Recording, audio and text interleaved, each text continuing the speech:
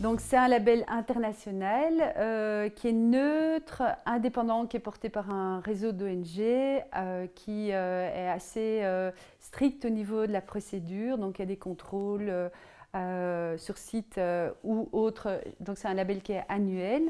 C'est un label qui a plus de 20 ans, donc qui a prouvé sa longévité, qui est très bien adapté aussi aux petites structures, donc tant aux petites structures qu'aux grandes structures. Et alors qu'il nous donne la possibilité, nous en tant qu'ONG porteuse du label, d'adapter les critères à concurrence de 20%. Et ça c'est très intéressant parce que ça nous permet de faire en sorte que les critères soient bien adaptés à la situation en Wallonie, à la maturité du secteur, etc.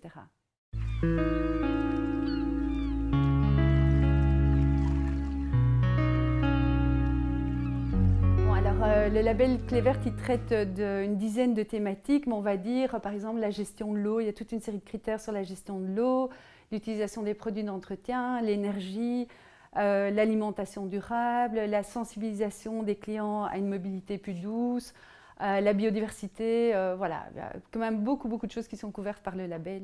Alors, un exemple très pratique, par exemple, nous on demande que toutes les petites structures qui veulent obtenir le label obtiennent, se convertissent à l'énergie verte. Il y a aussi le fait qu'elles doivent introduire, donc les établissements qui veulent se faire labelliser doivent introduire l'alimentation durable. Autre exemple concret, tout le monde doit réduire ses débits de douche et de robinet. Un autre exemple qui n'est pas du tout évident en Wallonie, c'est qu'il faut épurer ses eaux usées. Voilà, ça c'est quelques-uns des exemples.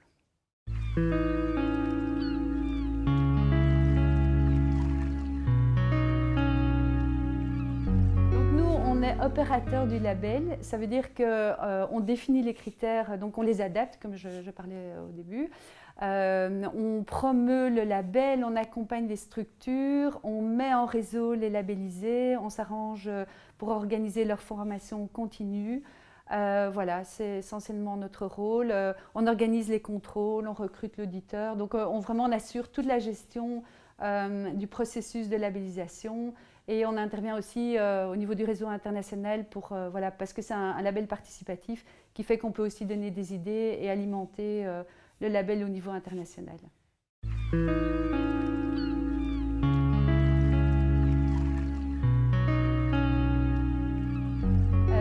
Alors après, au niveau des résultats, il y a le fait que le label, pour moi, rend l'offre durable vraiment tangible, de manière très concrète, puisque tous ces labellisés sont vraiment constituent ensemble une offre durable.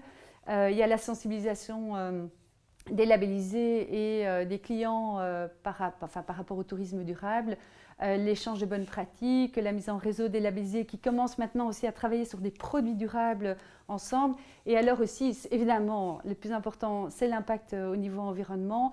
De manière globale, là, nous, on n'a pas encore des chiffres très concrets. C'est en train de se constituer au niveau international avec une grande banque de données qui va permettre de faire du benchmarking entre l'avant-label et l'après-label.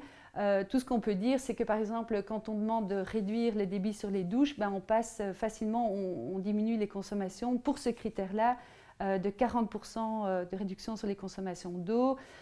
Pour l'énergie, il y a un critère qui demande que l'établissement mette en place des procédures pour diminuer les consommations d'énergie. Donc par exemple, un hôtel nous avait dit, moi j'ai coupé le chauffage, l'air conditionné pendant les journées dans mon hôtel, ça c'est moins 20% rien que pour ce critère-là de consommation énergétique sur ce poste. Donc voilà, c'est quand même des résultats très tangibles.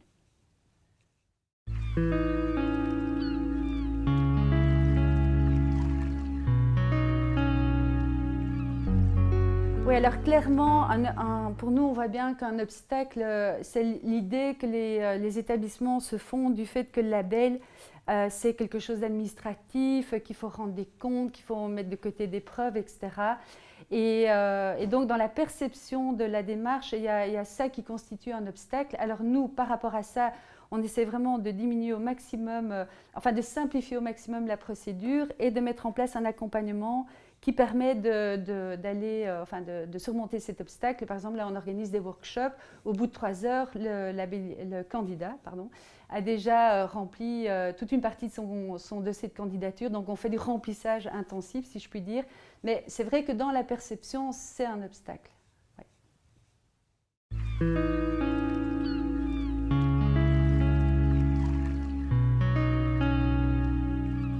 Oui, alors on a de plus en... Bon, les touristes, on a des échos de touristes, notamment du fait qu'on est inclus dans le système des éco-chèques et qu'il y a donc souvent des gens qui nous disent « Ah, moi j'ai des éco-chèques et où est-ce que je peux les consommer ?» Donc on voit qu'il y a une demande. Après, on a des retours des établissements qui nous disent, dans notre livre d'or par exemple, parce que voilà, on demande que les établissements récoltent les informations, ce qui leur vient des touristes. Souvent, les touristes se montrent très satisfaits de la démarche, même s'ils ne savent pas toujours avant d'aller dans un établissement clé verte. Sur place, ils sont très contents de voir que ça existe. Et puis voilà, et puis alors il y a la fréquentation du site qui augmente. On voit que dans la population, de manière générale, il y a une augmentation de la demande pour ce type de tourisme.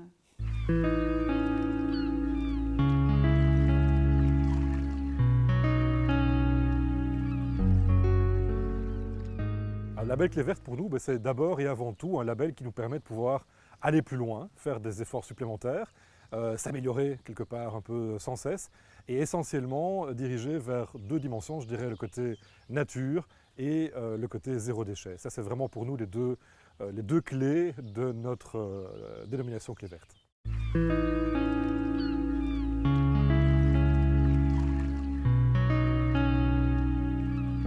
Concrètement, on a fait beaucoup de choses. On a mis en place toute une série de dispositifs. Déjà, on a rendu cette maison totalement accessible aux familles avec enfants. Et donc, on leur permet de venir chez nous sans devoir remplir leur coffre avec toute une série de matériel, d'objets divers et variés, etc. Donc, de pouvoir éventuellement venir avec moins de véhicules quand ils viennent ici en week-end ou pour une semaine.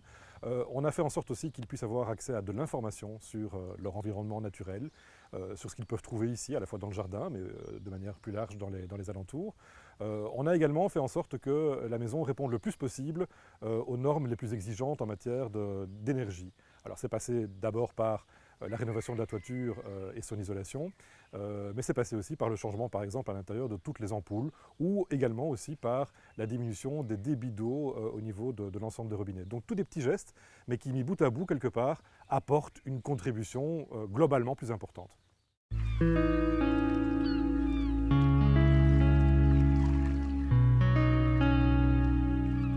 Alors pour nous, le premier avantage du label Clé Verte, c'est clairement de nous amener, de nous forcer quelque part à nous améliorer sans cesse. Et donc en faisant ça, on se rend compte qu'effectivement on est déjà plus environnement friendly qu'on l'était au départ. C'est le premier objectif. Le deuxième objectif, je dirais qu'il est plus de l'ordre, est-ce qu'on peut dire éducatif? Oui, on peut dire ça quelque part. C'est une volonté aussi de pouvoir transmettre, faire passer un message, proposer à des gens qui viennent chez nous pour découvrir l'environnement naturel de la région, de leur dire écoutez, voilà, vous allez rentrer dans un environnement qui est un environnement qui fait attention à certaines choses. Par exemple, on a lagunage ici dans notre jardin, donc il n'y a pas de raccordement à l'égout. Eh bien, ce lagunage implique qu'on fait attention au type de produits qu'on utilise, au type de matériaux qu'on utilise dans la maison. Et on incite les gens à faire des expériences différentes, avec l'espoir que ces expériences différentes, ils vont peut-être à leur tour les prendre pour eux et les diffuser de leur côté aussi.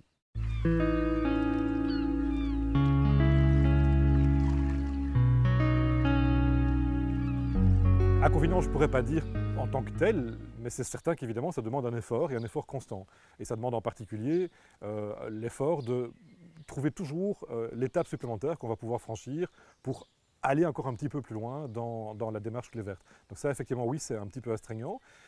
Et il nous est arrivé parfois de recevoir des hôtes ici qui n'étaient pas du tout réceptifs en fait, à ce discours-là, qui n'étaient pas du tout réceptifs à cette manière d'envisager un séjour, peut-être parce que l'envie de confort primait sur le reste. Et parfois, effectivement, oui, il y a eu en tout cas, on n'a pas réussi à entamer le dialogue avec ces gens-là, alors que globalement, en fait, la plupart des gens sont très très heureux. On le voit sur les avis qu'on reçoit sur la plupart des plateformes. Les avis qu'on reçoit sont très souvent des avis qui sont positifs d'une part, mais qui sont aussi marqué justement de cette référence à la volonté de mieux protéger l'environnement.